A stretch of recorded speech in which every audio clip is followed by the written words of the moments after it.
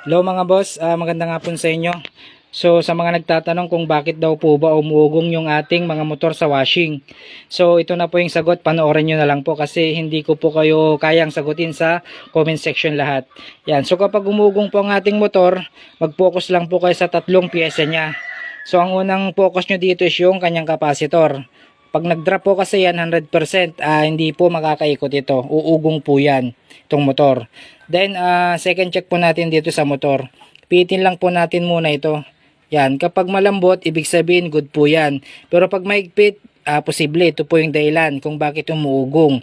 Baka stuck up po yung shafting niya or busing. Yan. Tapos third step, dito po tayo sa gearbox niya. Dapat po malambot po ito, paikutin ganyan o yan.